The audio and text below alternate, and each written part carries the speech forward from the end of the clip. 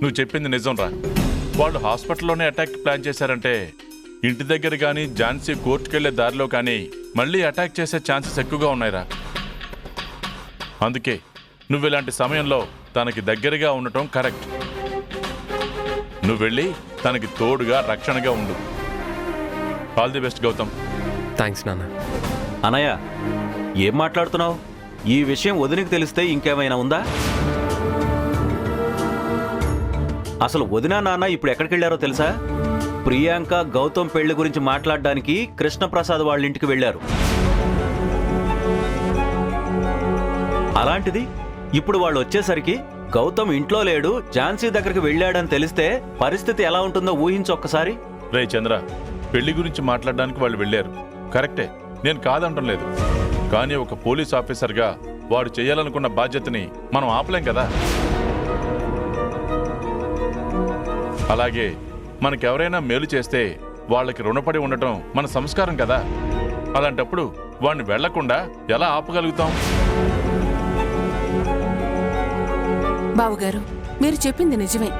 కానీ కమలక్కకి గౌతమ్ ఝాన్సీని కలవటం ఇష్టం ఉండదు. ఆ విషయం మీకు తెలుసు కదా. అయినా గౌతమ్ని మీరు పంపిస్తే ఇంట్లో ఎంత పెద్ద గొడవలు అవుతాయో ఒకసారి ఆలోచించండి. పిన్ని, ఇది నేను పర్సనల్గా నా కోసం వెళ్ళటం లేదు. చెప్పాను కదా, ఒక పోలీస్ ఆఫీసర్గా నేను చేయాల్సిన డ్యూటీ అని. అందుకే వెళ్తున్నాను. సరేనా, బాయ్. వెళ్ళరా.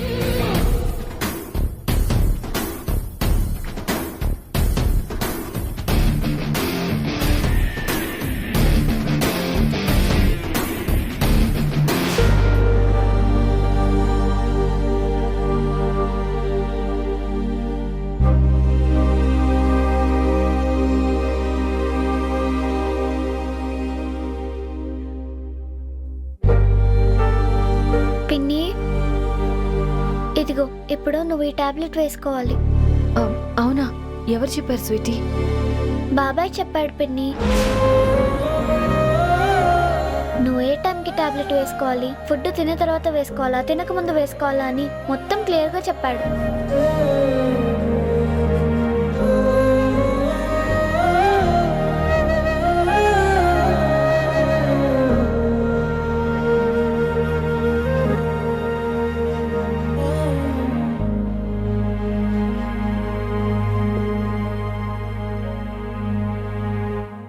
పిన్ని, బాబాయ్ మనతో ఉండడానికి ఇక్కడికి వస్తున్నాడా? రమ్మని చెప్పావా పిన్ని? స్వీటీ, మీ బాబాయ్ ఇక్కడికి రాకూడదు. అలా రాకుండా ఉండాలని నేను కోరుకుంటున్నాను. ఎందుకు పిన్ని అలా అంటావు? నువ్వు హాస్పిటల్లో ఉన్నప్పుడు బాబాయ్ నీ కోసం ఎంత బాధపడ్డాడో తెలుసా? నువ్వు ఎప్పుడు స్పృహలోకి వస్తావా అని ఎంత ఎదురు చూసాడో తెలుసా? అవును పిన్ని, బాబాయ్ నీకు బ్లడ్ ఇచ్చి నీ కోసం ఒక్కడే నిలబడి చూస్తూ ఉండిపోయాడు తెలుసా? పిన్ని, నీకు అలా జరిగేసరికి మాకు చాలా భయం వేసింది. వాళ్ళు మళ్ళీ ఎప్పుడొస్తారో తెలీదు. అందుకే పిన్ని, బాబాయ్ ఇక్కడే ఉంటే మాకే భయం ఉండదు. ఒకవేళ ఎవరైనా వచ్చినా కూడా బాబాయ్ని చూసి పారిపోతారు. ప్లీజ్ పిన్ని, బాబాయ్ ఇక్కడ ఉండడానికి ఒప్పుకో పిన్ని. అవును పిన్ని, అక్క చెప్పింది నిజమే. మొన్న వాళ్ళు వచ్చి గొడవ చేస్తుంటే బాబాయ్ రావటం వల్లే కదా వాళ్ళందరూ వెళ్ళిపోయారు. అందుకే బాబాయ్ మన దగ్గరుంటే మనకి ఎలాంటి ప్రాబ్లం రాదు. ఒప్పుకో పిన్ని, ప్లీజ్ పిన్ని. ప్లీజ్ పిన్ని, ఒప్పుకో పిన్ని. పిన్ని ప్లీజ్. స్వీటీ, వంశీ, చెప్పాను కదా మీ బాబాయ్ ఇక్కడికి రాకూడదని. ఎందుకు రాకూడదు పిన్ని? బాబాయ్ అంటే నీకు ఇష్టం లేదా?